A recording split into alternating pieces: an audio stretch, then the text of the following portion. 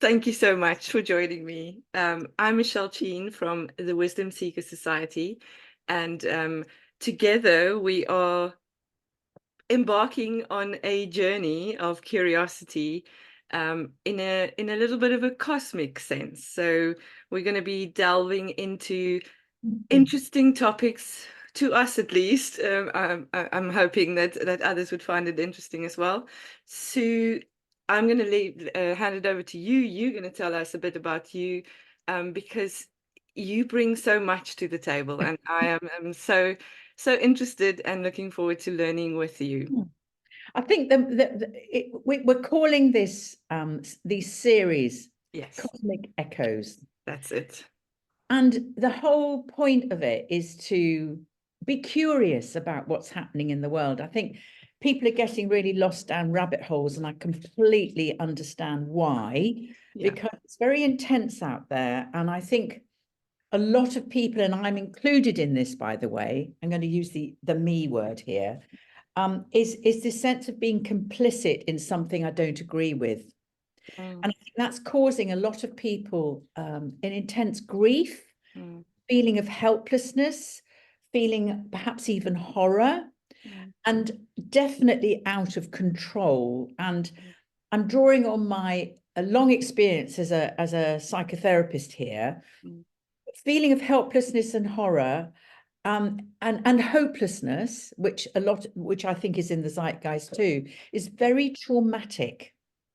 And you don't have to be present in the moment, watching it as the first witness or even taking part in it.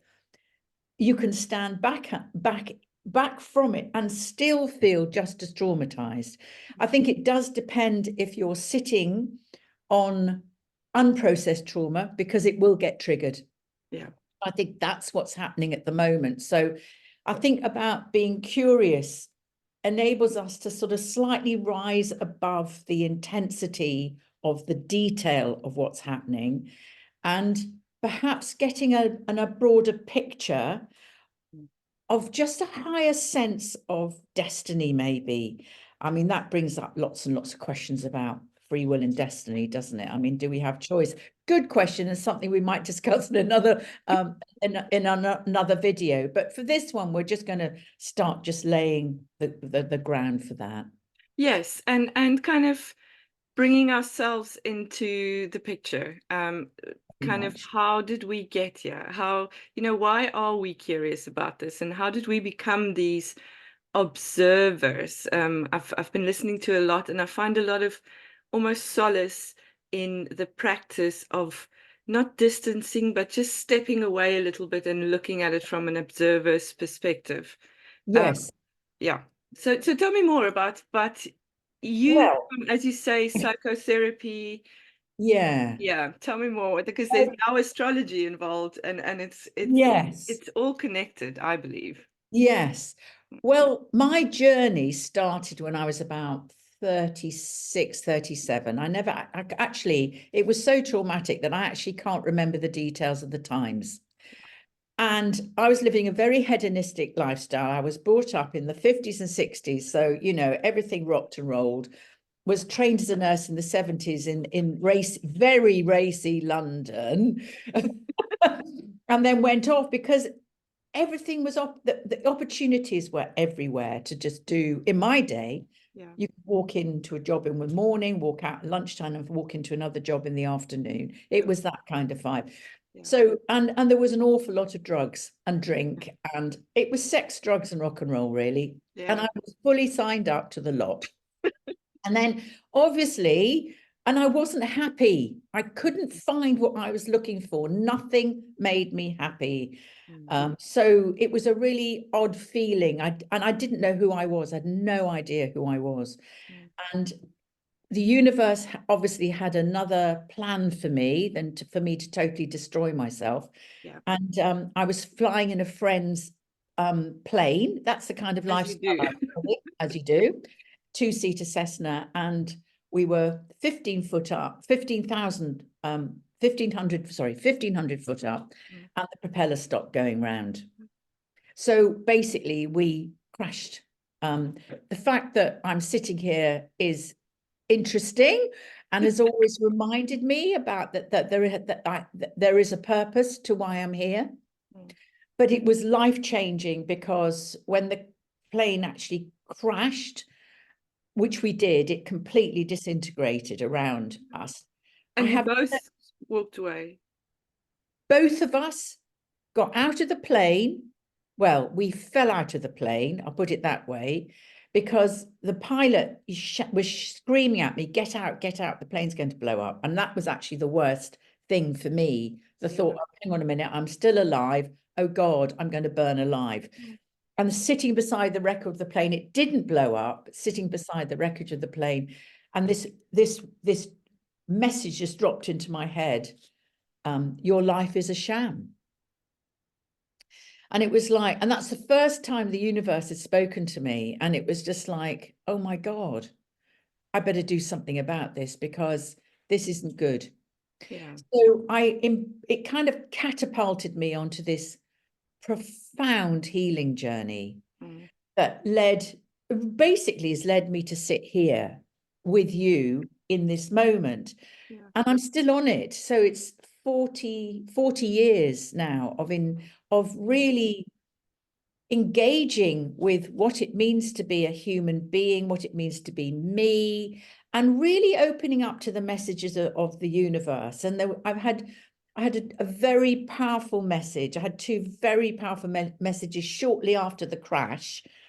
One of them was I was actually I didn't realize, but I had severe trauma because of the crash, but also I think because of the life that I've been leading. Yeah. So I had no idea what to do with it, because in those days you didn't. Yeah. There wasn't the trauma awareness that there is today. And I just had this message again dropped into my head saying, you will become a bereavement counsellor. And I thought, oh, okay.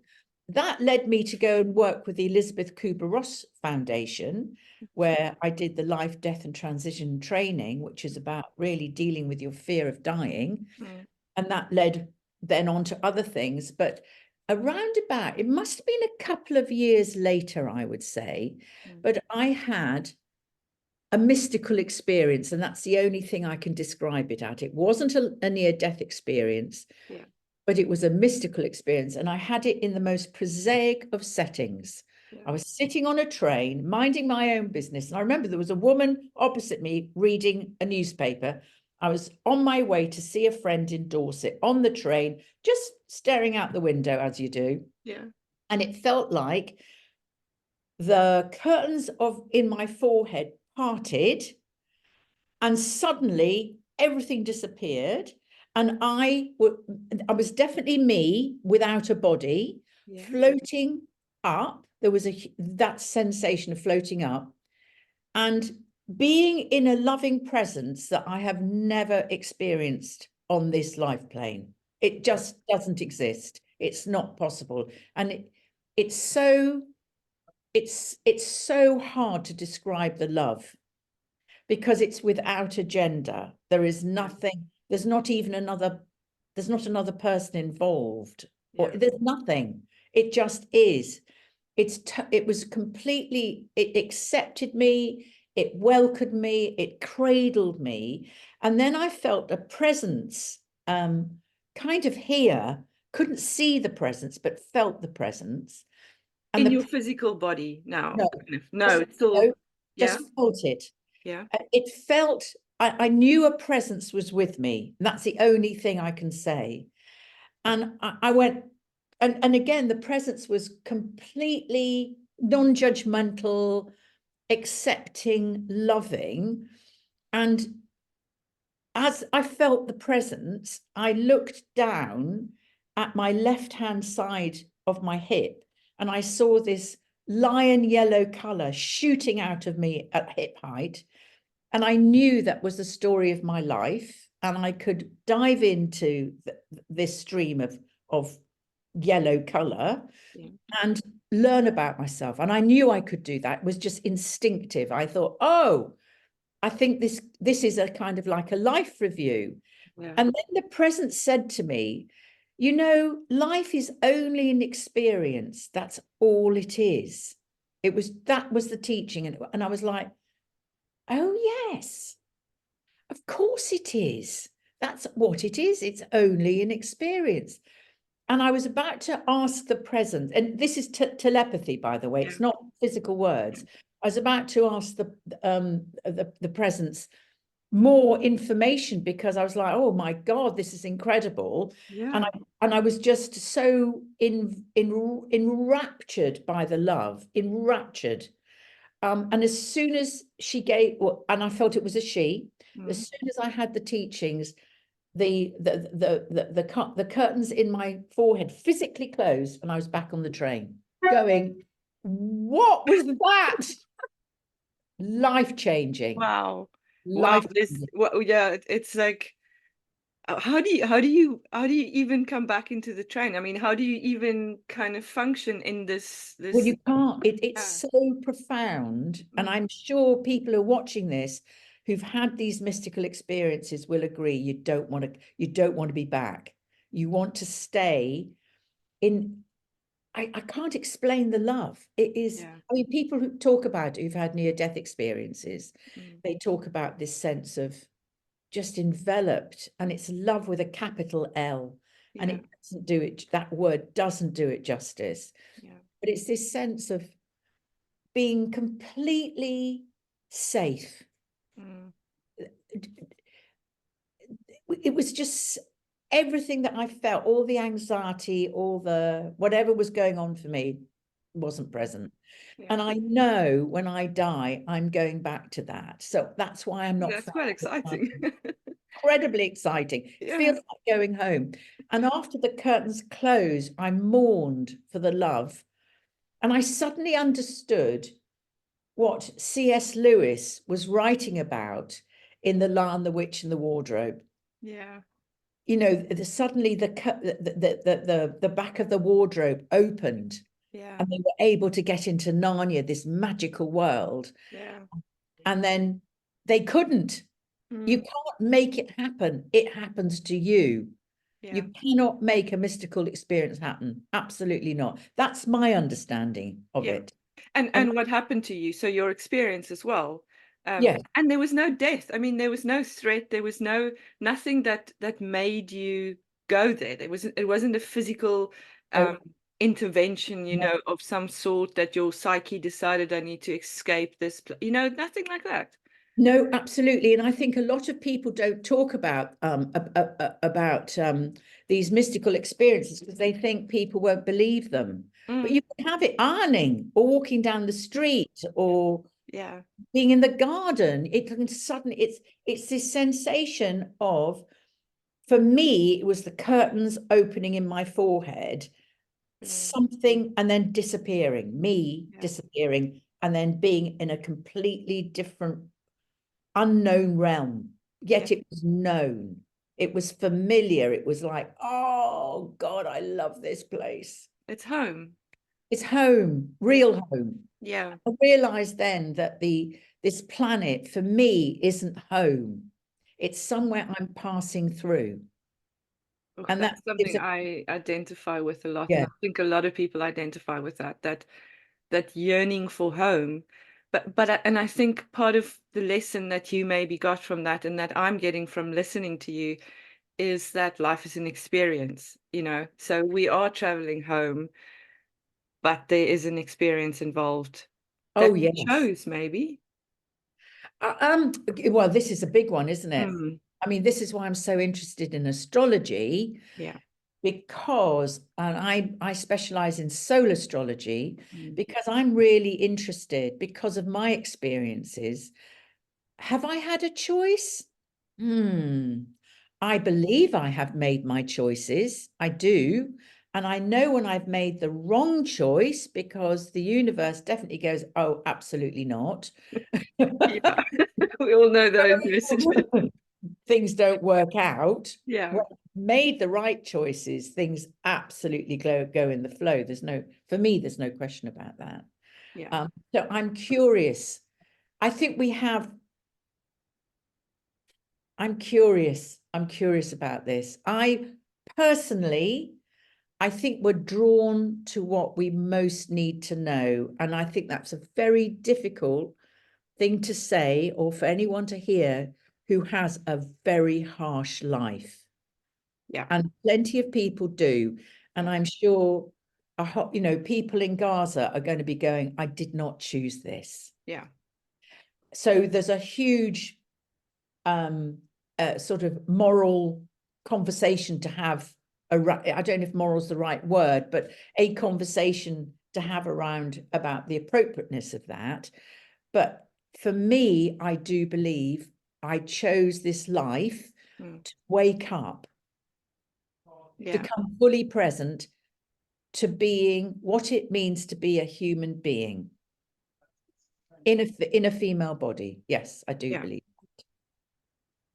And I mean, there's so much to unpack. I think we can do a whole episode about this, and then still, I mean, it is part of the journey, isn't it? Trying to piece these puzzle pieces or put these puzzle pieces together.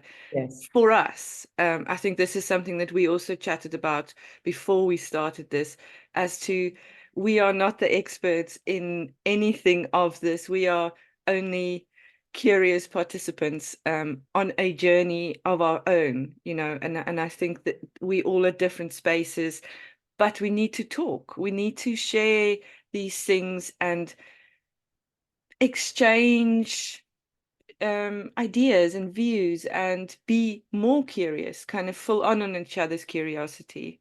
And I think it's also about exchanging or sharing our experiences, because the only thing I'm expert in is being me. Exactly. And that's a learning curve. I'm continuing to be. That's the only Yeah. that's the only expertise I can put the label on, is about me. Yeah. And that changes. That It perception also changes. changes. Yeah. It does. And I think for me, because I have had some pretty weird experiences, because I you know, I think my psychic centers were blown open actually on the plane crash, then followed by this, you know, the messages, then the mystical experiences, and the way I've been kind of led, is it gently led? Yeah. Yeah. Gently led. Yeah, kind Yeah. of led. That's all I can say. It's from my own experience, but I think the more that we are willing to open up to say, this is my experience of what it is for me to have the human experience, then maybe other people will, or you know, anybody will be curious about their own experience. Yeah. And I think a lot of people block that off because we have to function in the 3D world. So, you know, I'm not going to be that weird one. I'm going to, you know, do what I'm supposed to do, but it never works out because at some point the universe goes, hang on a minute. We're busy with something a bit bigger here than just this. Yes, and I think today, now, currently, there's a lot of talk about something called the ascension process that I know the two of us have spoken about, and I'm not sure what that means. I'm really not sure. I don't know. I mean, there is something happening to a lot of people who don't want to continue life like it was. It doesn't work. And I think that's really, I think that's where a lot of us are. How do we create a world that is safe and growthful, and we feel like we want to be part of? Yeah. Yeah. Within this major chaos, breakdown, disintegration of the old way of doing things. And it is breaking down. I think I'm going to just do a bit of astrology at the moment. That's very much Pluto moving into Aquarius. But I think it's for me, it's really interesting because this whole Pluto's been kind of just going over the cusp of Capricorn and Aquarius for a long time, and it's going to go back into Capricorn, which is earth, heavy energy, the old way of doing this, you know, the patriarchy, all of that kind of stuff. It's going to go back, but it's actually moved into Aquarius. So people got very excited about that, but it is going to go back again into to finish things off in Capricorn in October 24. So it feels like to me, and then it's going to come back again. It feels like to me, it's like knowing a relationship is done, it's moved into Aquarius. But do you know what? It's got, you know, when you sort of, you've ended a relationship, you think, oh, have I done the right thing? I'll just go back one more time. It's that feel to it. And then you go back and you go, oh no, it's done. Yeah. And I feel that's the energy of Pluto going back and then coming back to settle finally for the next 20 years in Aquarius. Yes, in December. Yeah. So we've got this whole year, this whole breaking down, disintegration. And none of us, I think I've said this before, none of us have got the guidebook. Yeah. We don't know how this is going to work out, but what we can do is attune to our own inner resources, our own inner truths. And I love the fact at the moment that Saturn is going through Pisces, because Saturn is the reality checker. It's our lessons in life. It teaches us, and it's making, and the positive side of that is grounding our belief, grounding our faith. Pisces is about spirituality, faith, religion, God, whatever you, the light, whatever you want to call the higher understanding about being connected to something higher. And I feel like Saturn is inviting us to really check what's true, what isn't true, because there's a lot of untruth, Pisces, knocking about. Yeah. Which is interesting, because Pluto again is rebirth, transformation, Yes. all of that, moving into Aquarius, which is, you must correct me, but that's more a freer kind of open. It's air. Aquarius is it carries the water. It's a carrier of ether, the knowledge. Aquarius really is, it's about community. It's about wanting humanity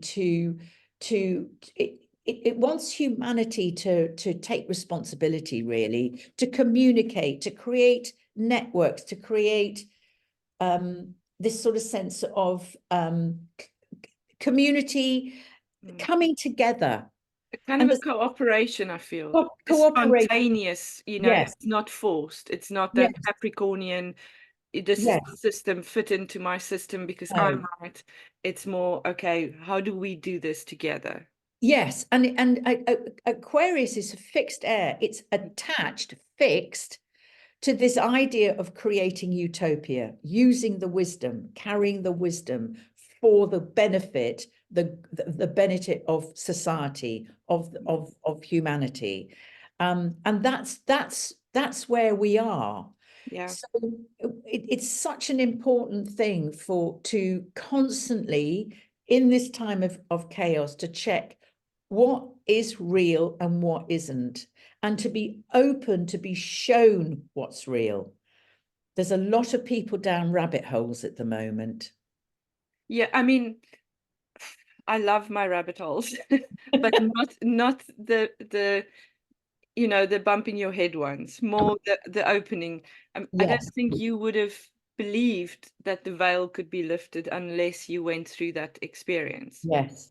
Yeah. So to be open enough to open yourself to a different reality as well, and to be curious. I mean, we're always going to come back to the curiosity aspect. Definitely. I mean, for me, I know there's another reality. I know there is, but it isn't in human form. It's beyond the veil. And there is a veil, because the curtains of my forehead parted It's so and I beautiful. walked on the veil. Yeah. And I watched a lot of people die in my life. That's been very much part of my life experiences, which was, again, this sort of the message from the universe is you'll become a bereavement counselor. I didn't actually become a sort of a bereavement counsellor as sitting necessarily one-to-one, but I began to work hugely with the whole concept of what death and dying is about. And I have sat at, next door to quite a few people who've died, and something happens. In you know, not just for them, in Not just for the them. real world as well. Yeah, and happens when people are sitting beside them. It is a profound experience because it reminds you of your own mortality, which is essential for us to feel humble and to actually go, actually, hang on, what really is important?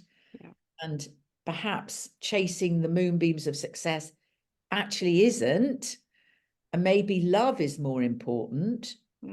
It's very interesting. There's a one, and I can't remember her name, wonderful nurse who wrote the 10 things that dying people Yes, yeah. talk about it, Yeah.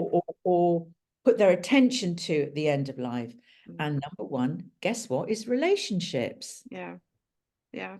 Love. Yeah. Which is then, according to your experience, where we're going back to that real form of love. And I love that you saw this presence as female, or you know, I strongly believe in the divine feminine. The goddess of wisdom was Sophia, which Yeah. is also this mysterious, you know, presence that we don't know enough about anymore. You know, some of that knowledge gets lost, or the wisdom gets lost, and I think it's time to connect to that again. Definitely. I'm not saying she was the divine Yeah, feminine. no. I felt she had a female presence. It was so gentle and Yeah. so caring, and it wasn't motherly. It didn't mother me. There wasn't Yeah. that. It was just, it's, you're safe. Yeah. And I think that's something that all of us want, is to feel safe inside ourselves. And that gives us a sense of peace. But Yeah. if you're not feeling safe, if you are feeling threatened, or you're living with a high levels of anxiety, it's very difficult to connect with the feeling of safety. And I think this is where, I mean, I know we're this is going out on the new moon in the 10th of March, isn't it? Yes. That's right. And I think, you know, it's in Pisces, and I think it's so interesting because this new moon is incredibly intense in Pisces. There's 5 planets, which is part of the new moon in Pisces. So there's this Piscean energy in over the next month is going to be incredibly intense. And again, because we've got Saturn moving through Pisces, it is real reality check. You know, what do you really want? You know, are you chasing the moonbeams, or are you really saying, do you know, what is my faith? What do I believe in? What makes me feel connected to something greater than me? And Pisces is about chaos. That's the shadow side of Pisces.